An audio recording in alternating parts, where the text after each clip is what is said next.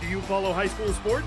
The San Diego Union Tribune's free UT Preps app is the go-to source for your favorite high school sports teams. Get schedules, scores, standings, news, and more right on your phone. Follow your favorite high school team by sport. Share photos and videos right from the game. See rosters and player profiles complete with game-by-game statistics and receive push notifications for game updates. Don't miss any of the action at Oceanside, Chula Vista, Torrey Pines, and many more San Diego schools. Download the free UT Preps app on Google Play or the Apple App Store. Welcome to the San Diego Prep Insider Podcast. I'm Tommy Morris with a new face here. We got Aaron Bergen from... Actually, Aaron, you want to explain who you are? What's up, guys? This is Aaron Bergen. I run the scouting service Full-Time Hoops. Basically, anywhere around San Diego, there's a basketball game. I'm in that gym and just here to talk about some of the players and some of the teams I like this week. And, you know, really looking forward to working with you guys throughout the season.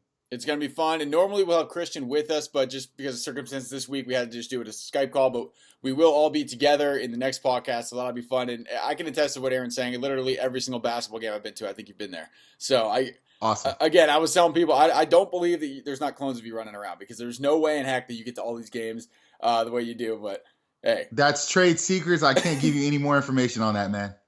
All right, Aaron, we'll start with our first segment. We started it last week. We're going to tweak it a little bit. It's our starting five, but it's not necessarily the best five players in San Diego. It's the five guys who had the best week. So, Aaron, who are your starting five for last week?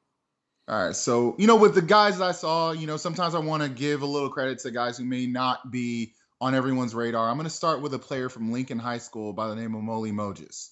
Molly had a 23-point game, I think it was, against who did they play? Against Linwood in the SD versus LA Challenge. He was all over the place, knocking down threes, mid-range jumpers, single-handedly kept Lincoln in the game until some of his other teammates showed up in the fourth quarter. I also want to talk about Justin Moore at the SD versus LA Challenge. Justin, a Tulane signee, has had kind of a mixed year, had an injury that, kind of saddled him for a few weeks, but he looks like he's getting back on track. At the SD versus LA Challenge, he was the best player on the floor for long stretches, had 23 points in that game, handful of assists, a lot of rebounds, really set the tone for his team. And I think that would be my second guy.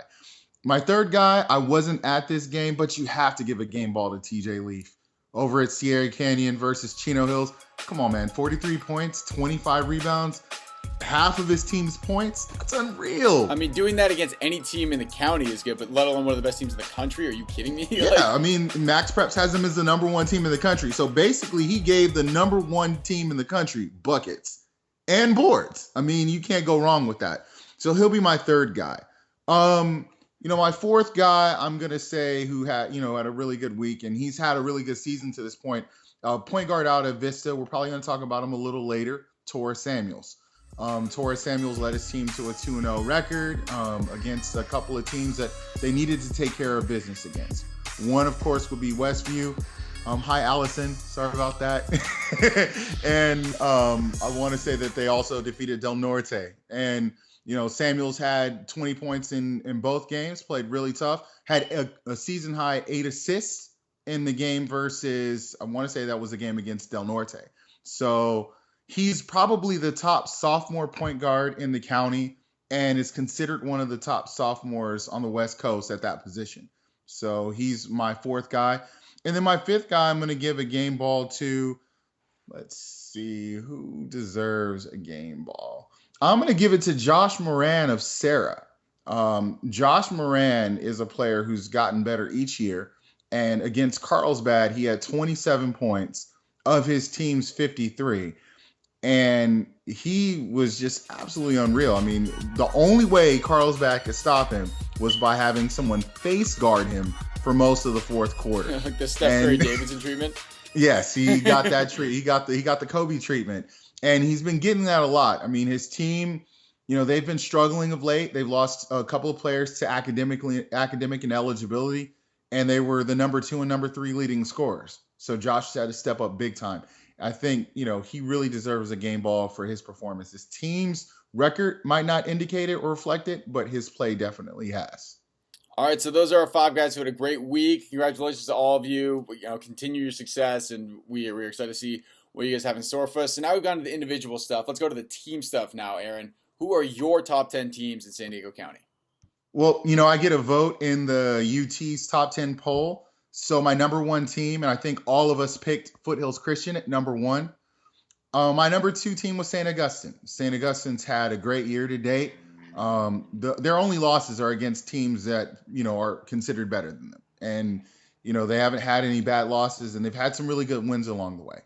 Number three I have is Cathedral Catholic. I know the poll has them at 6th, but I think that they played a monstrous schedule.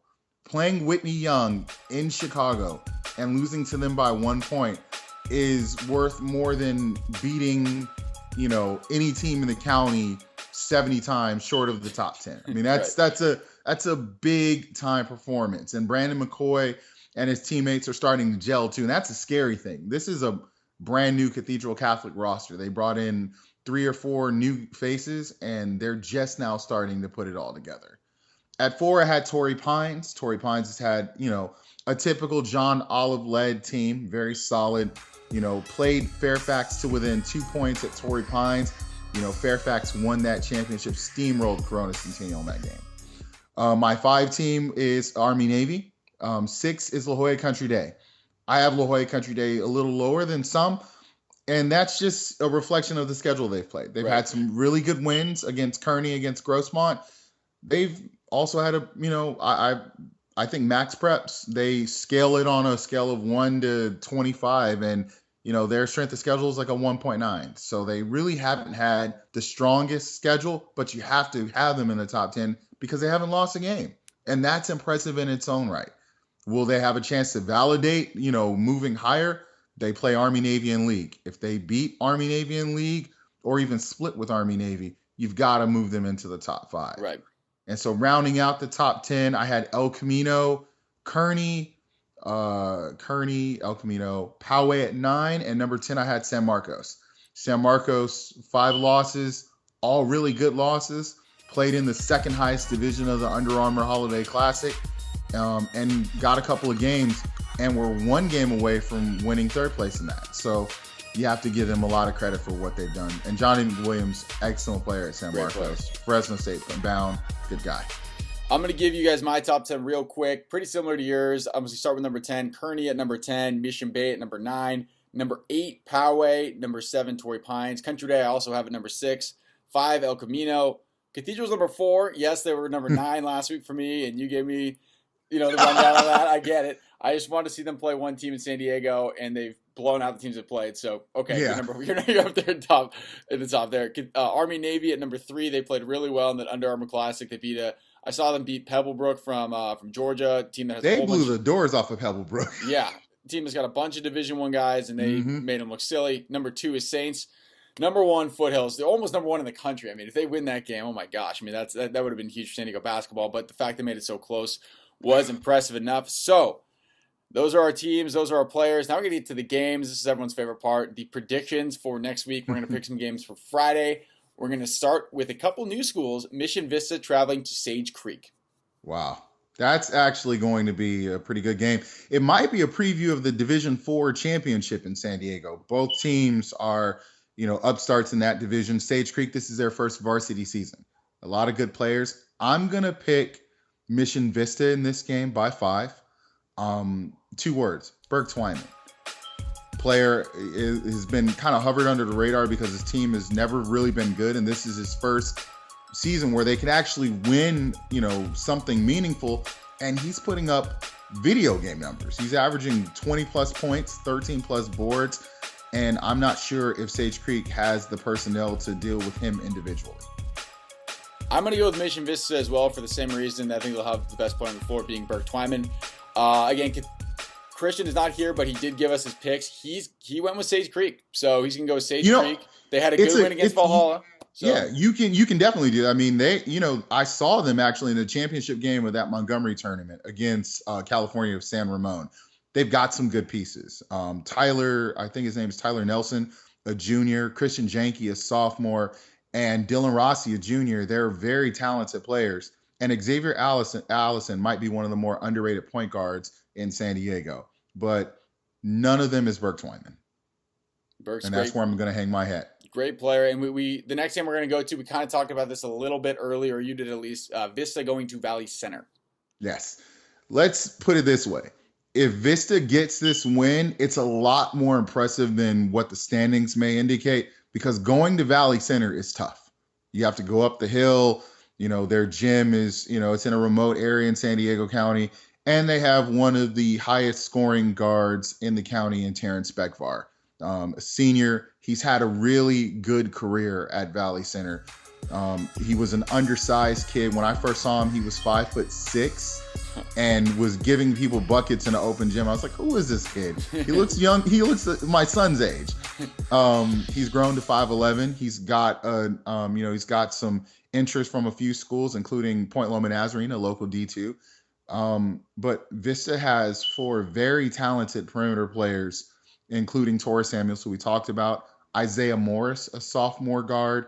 Jordan Hillstock might be one of the more talented freshmen on the West Coast at 6'2". Wow. Versatile player, can guard all 5 positions on the high school court, and is usually asked to guard the other opponent's best player for Vista.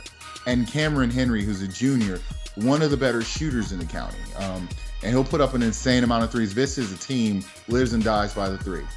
I'm going to pick Vista in this game because they do have, a few more weapons than Valley Center.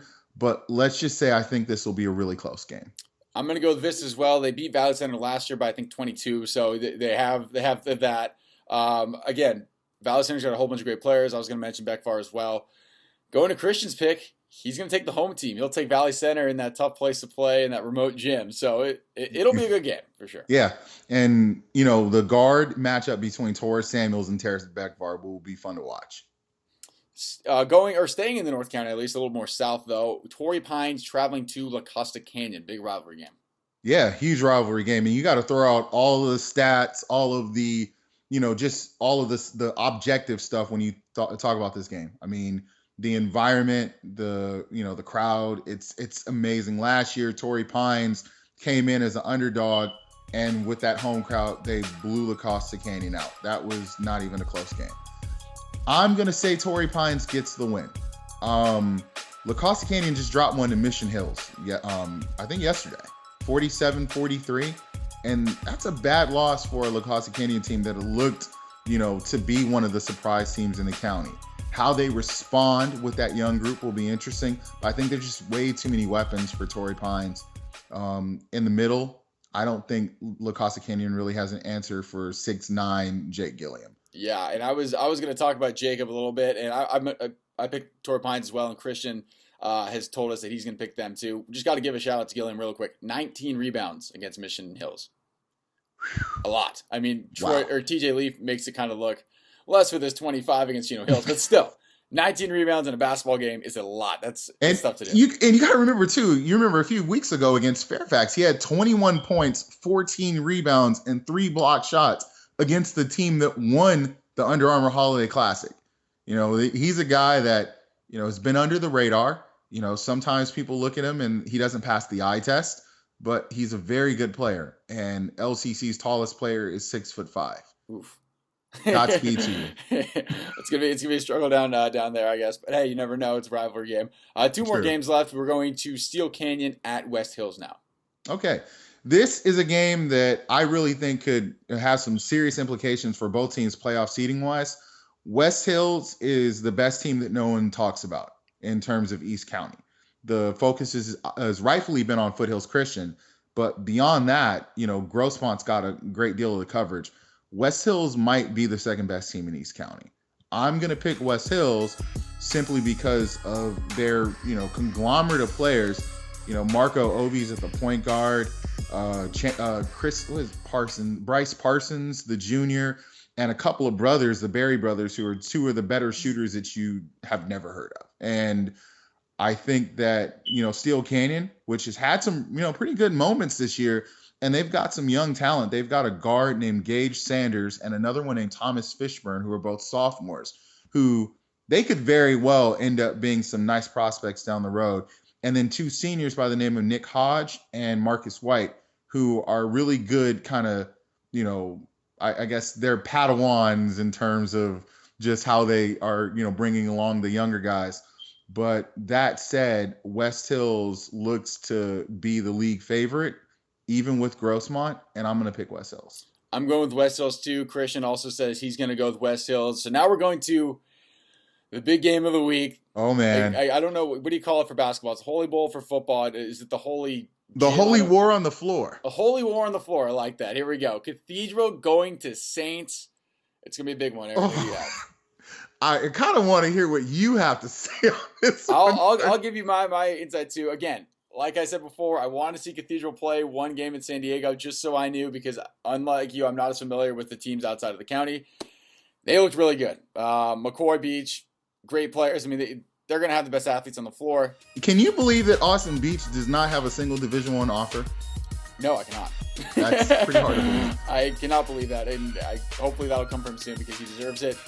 But Saints, I just love Eric Monroe, man. I mean, the way he handles the ball, the way the whole game seems to be under control whenever he's got the ball in his possession. And so games like this, I always side with who do I trust the most, I guess, who's the most consistent player, and I think it's going to be Eric Monroe, and that's why I'm going to go with Saints. All right.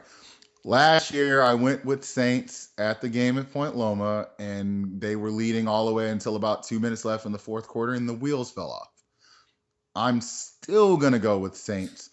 And the reason I'm going to go with Saints is while Cathedral has the better athletes and arguably the better top-end talent, there are very few teams with the depth that St. Augustine brings to the table.